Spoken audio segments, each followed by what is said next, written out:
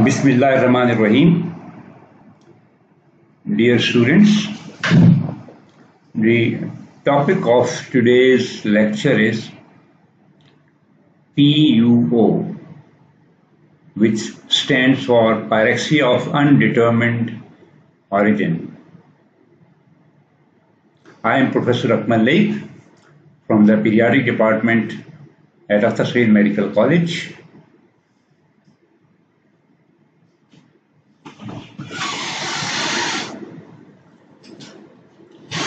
The objectives of my lecture are that, first of all, we must understand the basic definitions of fever, PUO, different types of fever, and the definition of PUO. These are standard definitions which should be understood by all. Second, what should be our clinical approach to find out an underlying cause? We should not fire blindly without having a background knowledge of what is the underlying cause, the possible underlying cause, and how should we investigate that for that cause. Third, we should carry out diagnostic investigations in a systematic way, rather haphazardly, irrelevantly, and without justification. So, the diagnostic workup should be done in a very organized way to reach the underlying cause, and what are the standard principles of therapy. How should we manage these children who come to us with fever from multiple causes? So these are our objectives, and at the end we should understand that have we achieved that objective or not. As usual, we begin our lecture with a typical case history of a child admitted in pediatric ward.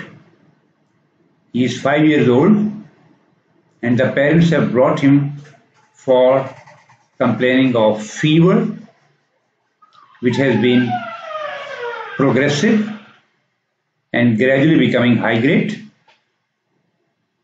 for the last 1 month. This has been accompanied by patient complaining of recurrent abdominal pain, diffusely without a particular point, and with occasional vomiting and some loose stool off and on. This has been going on for the last 3 weeks. Patient didn't have any cough or breathing difficulty or viral symptoms. No skin rash has been observed. Patient hasn't developed any yellow discoloration of urine, and there have been no neurologic complaints. The patient has been taken to multiple physicians, general practitioners, even to hospital pediatric emergencies in the surrounding, where the patient has received multiple brands of paracetamol, brufen, multiple antibiotics, including cefixime, ceftriaxone injectable, ciprofloxacin quinolone, amoxiclavulinate augmentin, macrolide antibiotics, and antimalarials. However, the fever has not subsided, and ultimately the family decided to bring the patient to the hospital emergency, and now he is admitted. At admission, patient looked quite lethargic after 1 month sickness, appeared pale, dehydrated because of poor intake. He had a coated tongue, he is sick looking, and the temperature is 102 degrees Fahrenheit at admission and was not coming down to normal. However, there was no skin rash, no edema, and no lymphadenopathy. He had normal finding in the chest, CVS, and CNS examination. The abdominal finding was significant that patient had mild distension with tender liver, which was around 2 fingers palpable, something like 4 centimeter, and spleen again 4 centimeter, and he had doubtful shifting dullness indicating free fluid. His hemoglobin was 8 grams per deciliter, ESR was 65, total leukocyte count was 7,500 per cubic millimeter, and the differential leukocyte count was normal for his age. His chest X-ray finding was normal, and his routine examination was normal. The parents had shown us a report done elsewhere that typhoid test was positive, and they were strongly convinced that this is typhoid fever for which he has received multiple treatments. Now let's come to the clinical issues faced by any pediatrician in such a case. First, he has received multiple antibiotic treatment and antipyretic.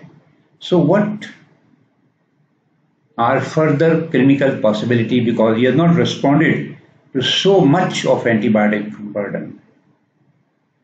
Second, to clinch a diagnosis, what further investigations are required? Third, how will you finally confirm? Because you will treat number of possibilities, you will investigate the number of possibilities, but then how will you confirm your diagnosis? And of course, as the rules say, first make a diagnosis and then treat specifically in an appropriate way. So these are 4 clinical issues to be settled in this case. We will take this case at the end of my lecture for complete workup. Now let's start. We all know fever. We all use this term very loosely, but how we define it? Fever is defined as a state of controlled increase in body temperature above the normal set point. The normal set point is set by hypothalamic thermoregulatory center, and fever only develops once this set point, initially set at 37 degrees centigrade, is now set at 102 degrees Fahrenheit.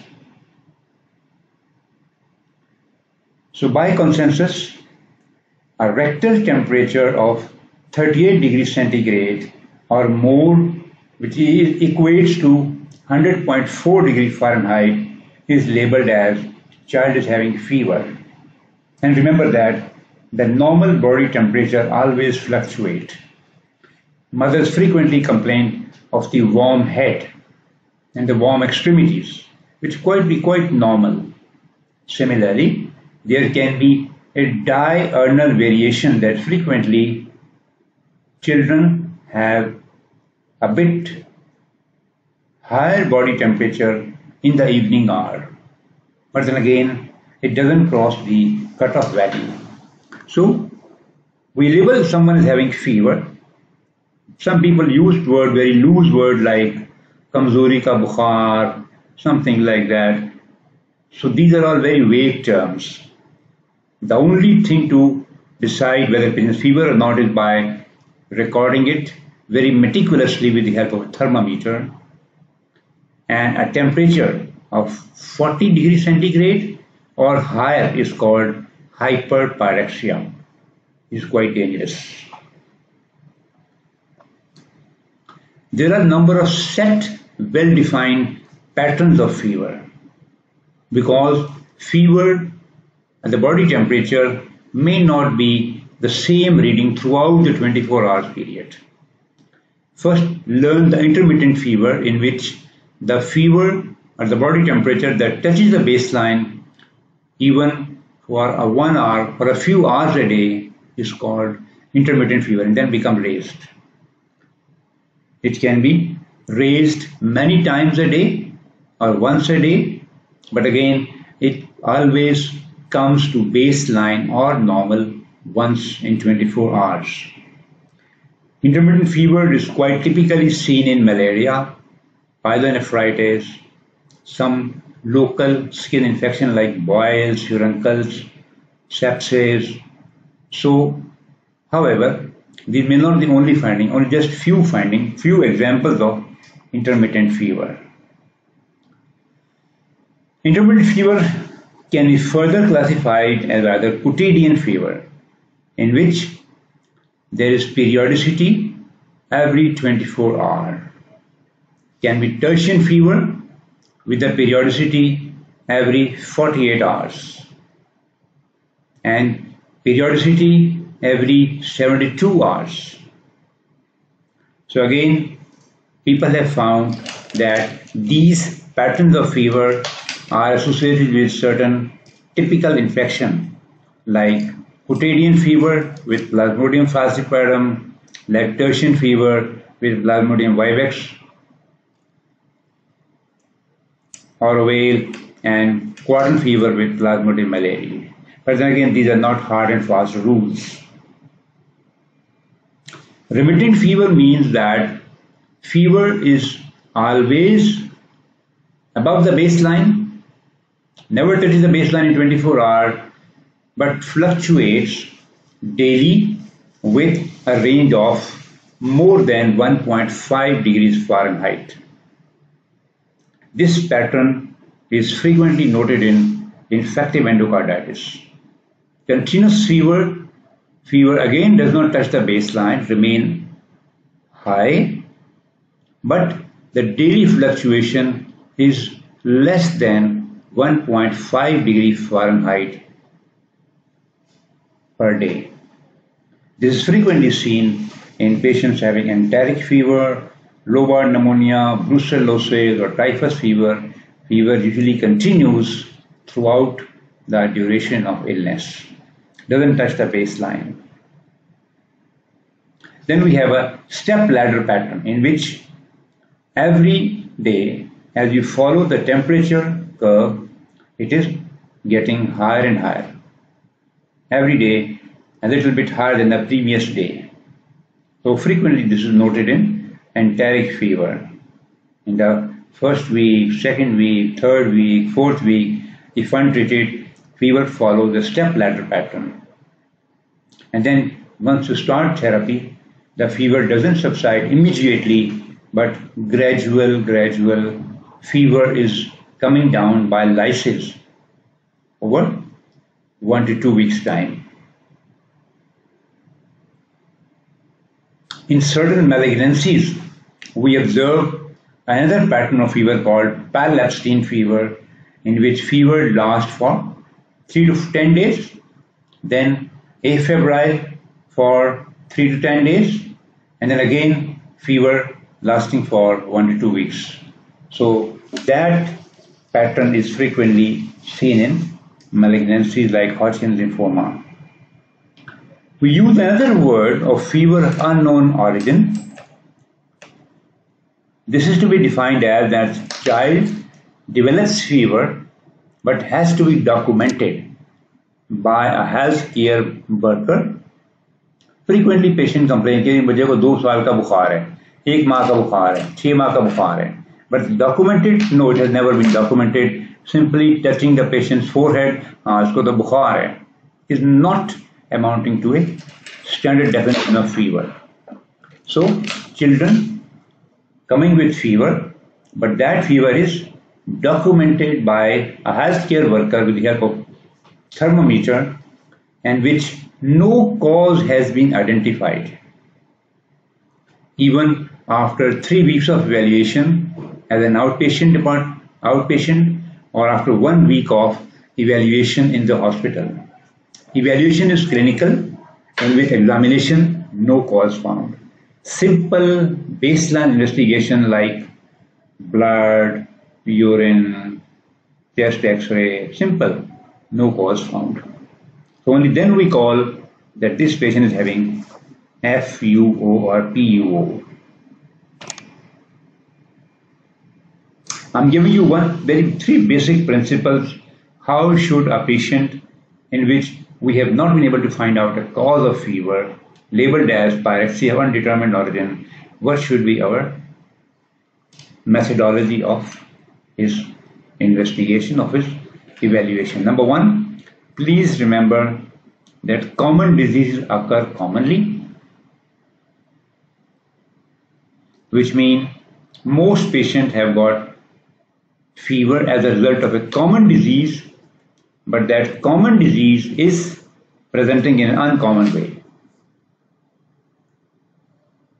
Second, we may not be able to make a diagnosis immediately.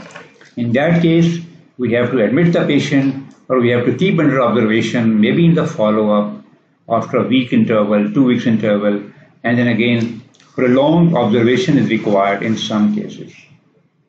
And third, sometime if the patient's fever cause unresolved, undetermined, then we have to re-evaluate the patient by another session on history taking, knowing all the details, doing another detailed examination, and many a time repeating the lab test. So that was lab test 1 week back, and now what are the lab findings today? So all this is a normal method of doing and finding out the cause of a PUO. Now what are the causes of PUO?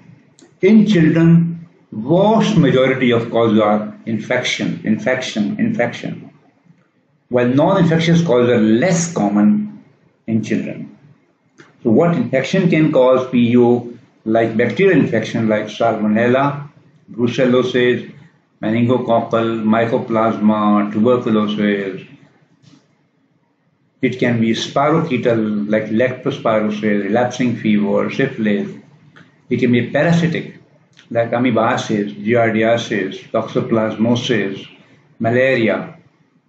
It can be fungal. Systemic fungal infection can cause PUO among the infectious causes. But these are commonest causes in children. We have other infections like chlamydia, like psittacosis by exposure to birds, rickettsial, so many infections of the typhus category, they fall in rickettsial group. We have a number of viruses causing PUO like CMV, HIV, hepatitis. We have infection like localized septic infection like abscess in a dental area, dental abscess. Abscess hidden in the abdominal cavity like subphrenic abscess, like sinus infection, like hepatic abscess, like bronchiectasis, like mastoiditis. So these are localized infection somewhere in the body, but they are hidden, they are not obvious in gross inspection. And sometimes they are local infection, but without pus formation, like occult UTI, like ulcerative colitis, like diverticulitis, like enteritis. So these are localized infection but without pus formation, but they may cause PUO.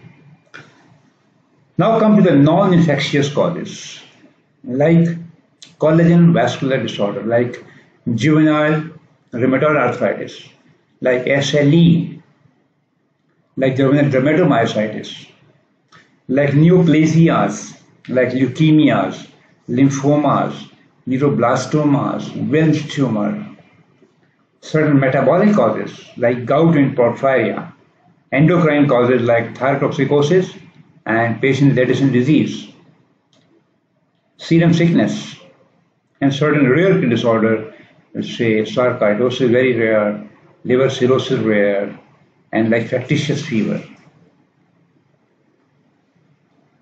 Again, giving the same message that in different studies it has been found that infectious causes are responsible for up to 60% cases of PUO, Autoimmune causes something like 10 to 20%, malignancies, and miscellaneous.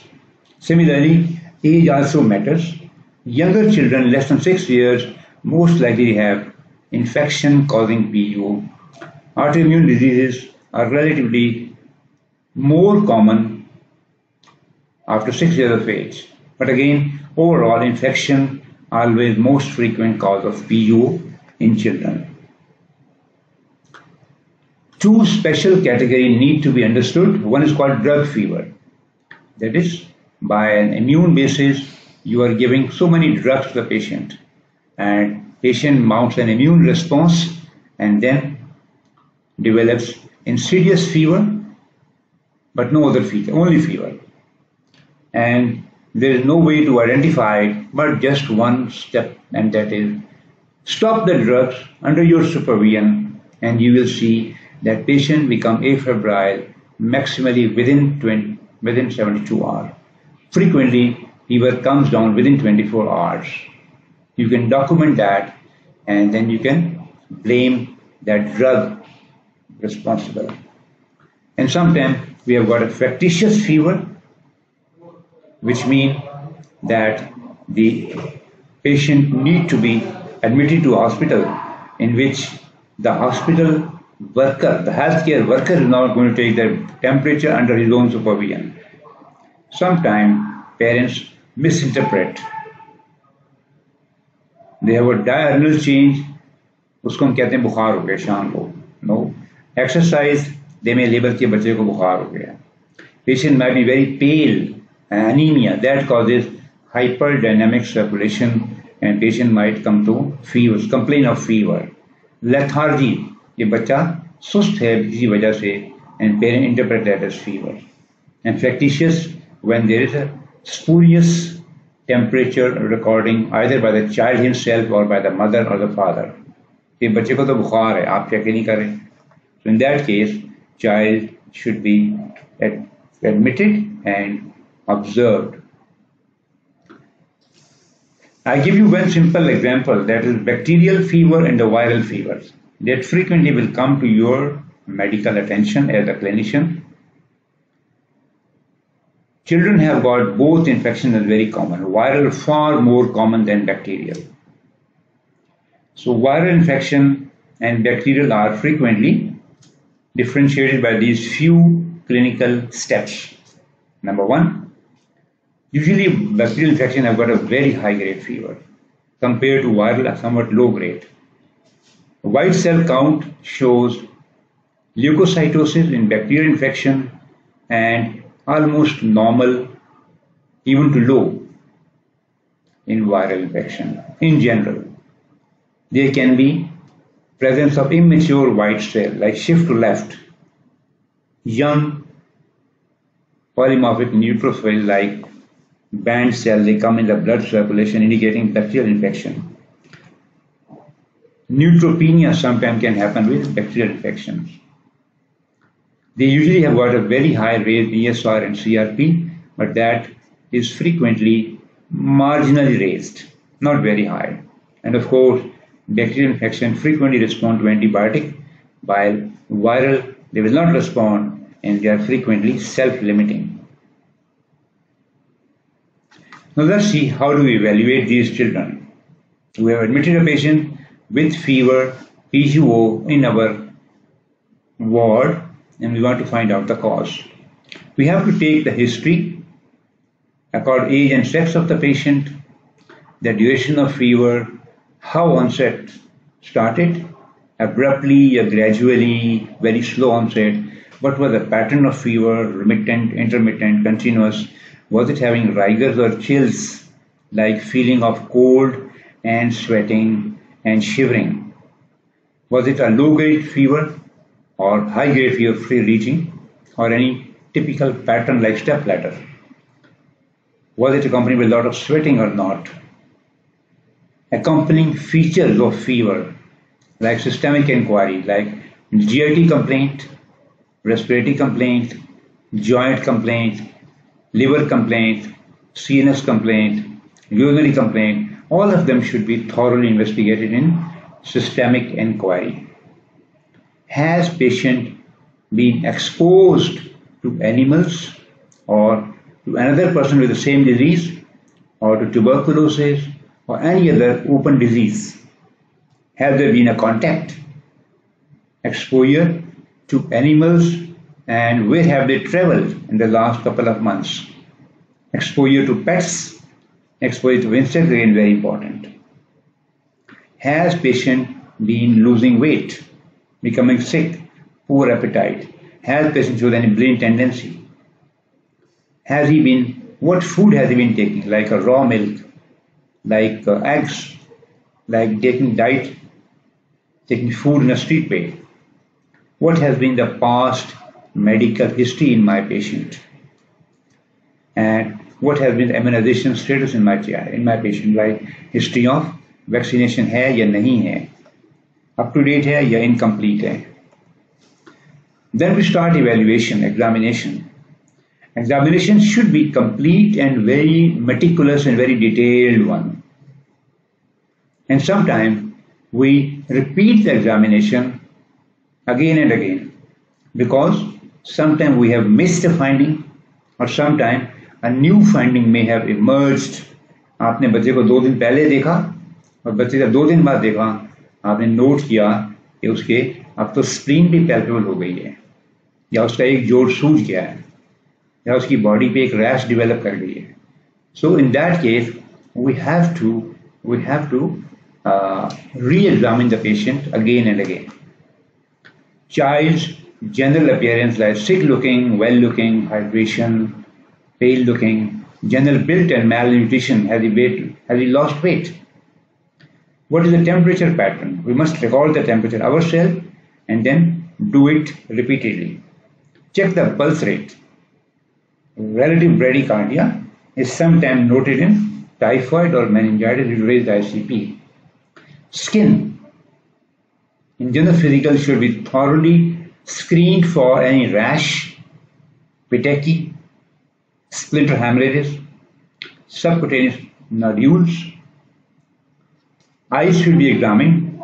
In fact, we have to examine from head to toes thoroughly.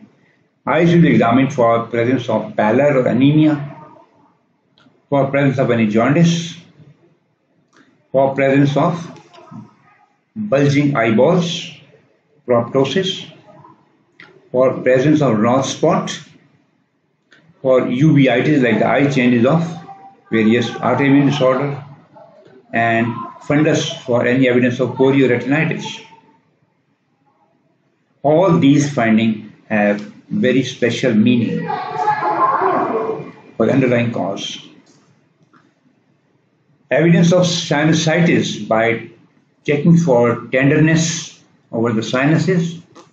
Look the inside of oral cavity for hyperemia of the pharynx, teeth for any caries and abscess, oral candidiasis recurrent, neck for enlargement of thyroid gland and the lymph nodes, heart murmured for infective endocarditis and heart sounds, abdomen for splenomegaly, hepatomegaly, any tender points in the liver, and tenderness in the loin or the renal areas, and hepatomegaly for multiple causes. All these findings have their own weightage. We look for the muscle, are they tender? Or the bones, are they tender to touch?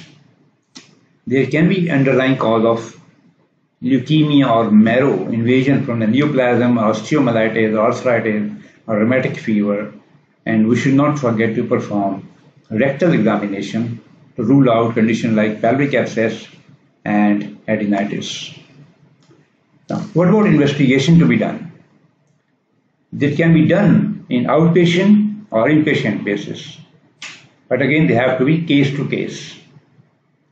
Say, first thing is like a CBC and the differential count, like a urine analysis, like a blood smear, like ESR, like serologic tests, like tuberculin test, blood and urine culture, bone marrow examination, and X-ray chest, and echocardiography, ultrasound abdomen, CT scan, MRI, and the radionuclide scan, all of them are required but where needed, not in every case. ESR is a very basic test that can help to differentiate. Usually ESR up till 20 is taken as normal, but ESR more than 30 millimeters is sometimes indicative of some inflammation or mild viral infection inside the body. But ESR very high, more than 100 millimeter, usually is found in patients with tuberculosis or malignancy or autoimmune disorder or Kawasaki disease. And a normal ESR is sometimes indicative that patient does not have a serious bacterial infection or serious inflammatory disorder. So these are all important inferences drawn from ESR or CRP. We always make these investigations systematically, like level 1, level 2, and level 3, and don't do all of them in one go. Like level 1 mean doing ESR, CBC, differential, BUN, creatinine, liver function test, LDH, uric acid, urinalysis, urine culture, chest X-ray, tuberculin skin test, viral serology, and viral culture areas if indicated. So these things can be done at admission if the cause is not found in the level 1. Well, if the cause is not found, then sometimes we go toward level 2, like doing echocardiography for finding of Kawasaki disease, effusion, rheumatic fever, and SLE, and infective endocarditis. So these are sometimes revealed by finding on echocardiography. Then we have abdominal finding or pelvic CT. You may find a important cause of fever there. Sometimes we go for bone scan like occult osteomyelitis or discitis. A serology, like serologic test to make a diagnosis, and anti-nuclear antibody, anti-double-stranded DNA levels, complement levels, all of them they are suggestive of SLE as cause of PUO. And sometimes, very rarely, we come more invasive investigation in level 3, like bone marrow aspiration, looking for leukemias, brucellosis, typhoid, tuberculosis, fungal infection, infiltrative processes, sometimes biopsy of suspected lymph nodes or skin lesion, and sometimes we go for endoscopy and biopsy, especially like when the gut symptoms are there, we have to go for the sigmoidoscopy for inflammatory bowel disease and other conditions. These invasive investigations are always kept at the end.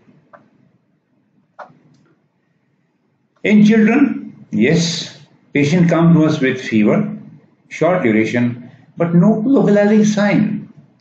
We have examined it repeatedly, nothing is found.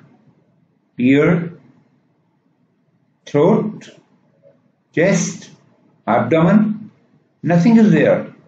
But that is called fever without localizing signs. Acute fever, duration less than 1 week, but no clinical localizing sign. It's a very common problem in children, usually below 3 years of age. It's very common diagnostic puzzle. So, what could be the underlying cause? We have to consider the age of the patient as an important determinator of the cause of fever without localizing sign. Neonate, infant, and children. Neonate, we always think of sepsis and meningitis. Infants, again, we think of a very serious bacterial infection, SBI. Maybe urinary tract infection, very important. So we have to think of the sending a blood culture and doing a urinary tract investigation like urine culture and urine examination. So many children in this category between 3 to 36 months up to 3 years have got bacteremia, that is occult bacteremia with infection due to Haemophilus influenzae, pneumococcal, and UTI.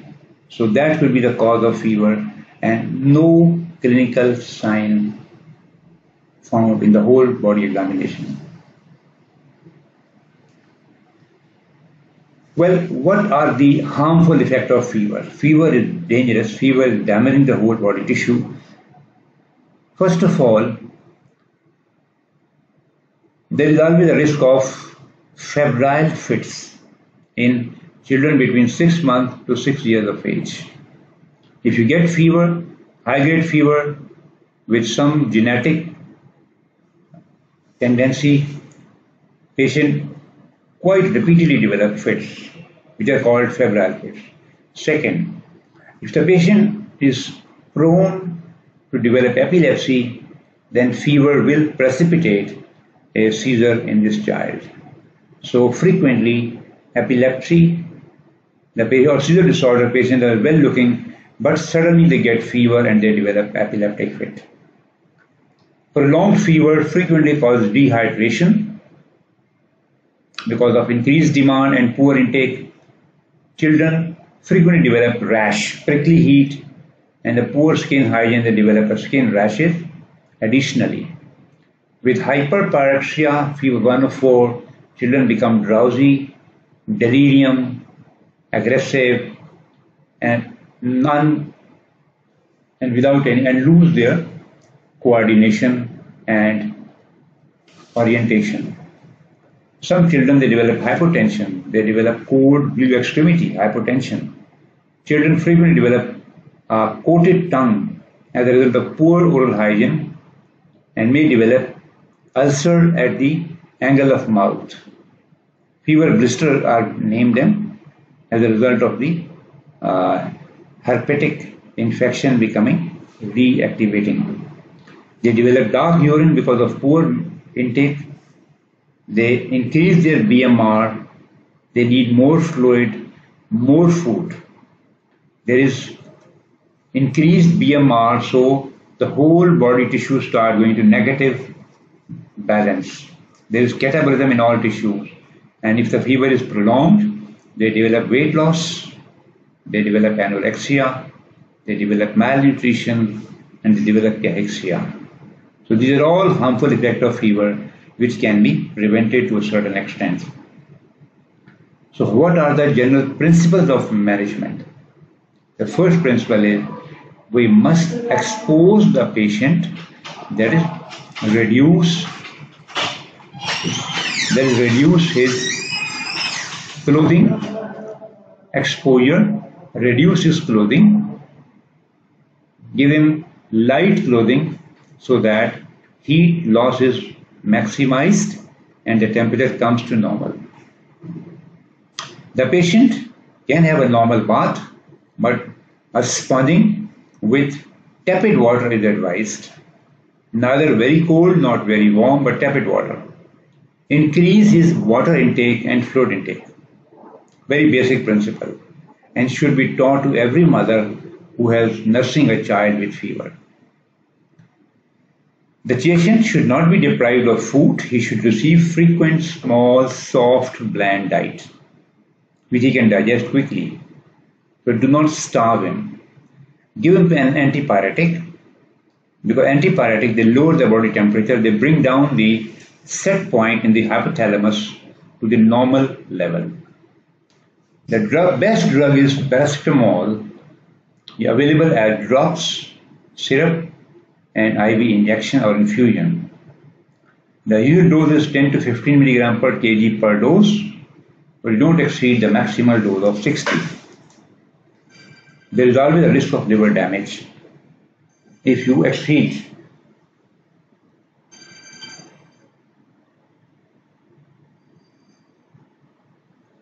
So do not exceed the liver due to fear of liver toxicity, do not exceed the dose of paracetamol. It is hepatotoxic in larger doses.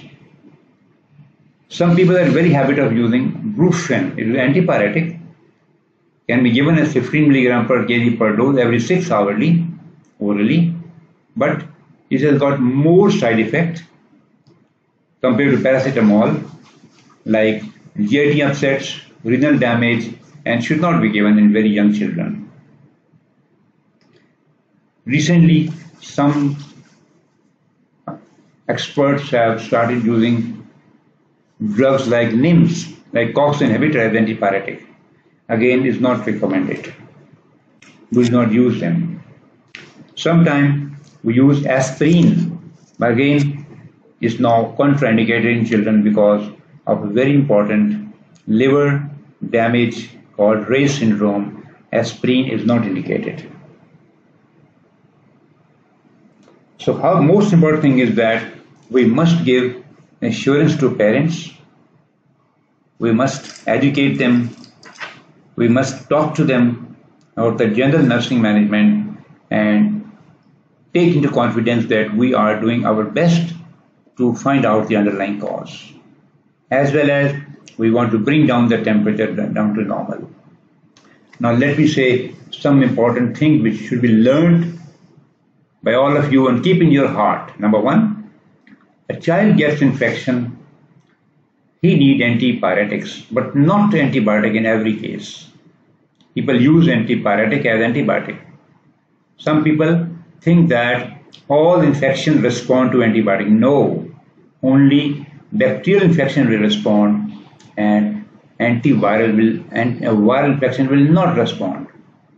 Some people use antibiotic where they should use antifungal, because antibiotics are not antifungal.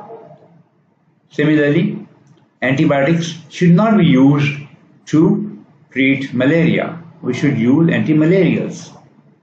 Similarly, some people are using prophylactic antibiotics, which is not justified in majority of cases. Used if there is documented infection, bacterial infection, and not prophylactically. And now the very bad trend is that some people are using steroid as antipyretic. Is not indicated. They have got number of harmful effects, and steroids are not indicated. Now coming back to the same case that we discussed at the beginning of my lecture, we had a young child, 5-year-old, came to us with fever of 1 month duration, with some GIT complaint, and he has received very large number of antibiotics, antimalarials, antipyretics, but non-resolving fever.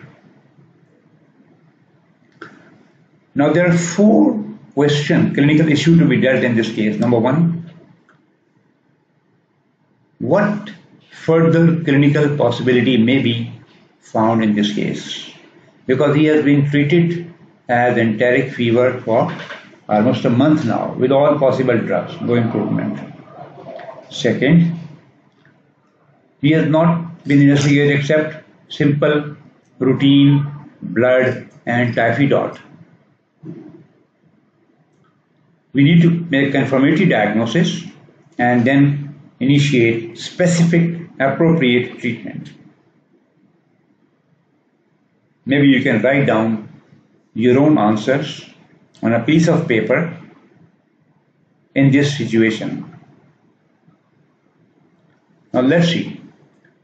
We took a detailed history, repeatedly, thoroughly examined the child again and again, reassessed the case again and again, and we know that if we are not talking of some rare diagnosis, because rare diagnoses happen very rarely, we are talking of some common diseases which may present in different ways. Well, after admission, we performed this abdominal ultrasound examination, and that report shows that patient has mesenteric lymphadenitis in the abdomen, and mild ascites. Ascitic fluid tap was done, and that revealed small fluid. It will exudate with a high protein content of 800 milligram per deciliter, with a low sugar of 50 milligram per deciliter. The normal cells are very few, but just 200 cells are okay, 200, 250 cells are okay. But in this case, the patient's abdominal fluid tap revealed 450 cells per cubic millimeter with majority of lymphocytes. This is not pyogenic, so immediately we thought of that the patient should have Mantoux testing to be done, and it was 12 millimeter. The blood culture to document whether it was a case of enteric fever or not, it was negative. So, having investigated this child on different lines, we reached at the final diagnosis that this patient has abdominal tuberculosis. So we started anti-tuberculous therapy, took it for 9 months. Patient improved gradually along with the general supportive treatment, and that is how we resolved this patient's fever, which was present for the last 4 weeks. But that has given us a lot of clear-cut messages and taught us a good message. How should we proceed further? The last slide, the message is very clear that, of course, we want to lower the fever. It is a necessity. Parents are worried. They want you to bring the temperature of baby quickly down to normal, and they are happy. The mother is happy, the father is happy, the whole family is now relaxed because the temperature has come down to normal. But then again, our duty is also to find out the cause and start specific treatment. Please remember that all patients need to be looked carefully. Even we may not be able to cure all of them, because even in the best center, 25% patient with PUO, we never make a specific diagnosis. They remain undiagnosed, but again, the temperature has come down and the patient is fine. Thank you very much for your very patient listening.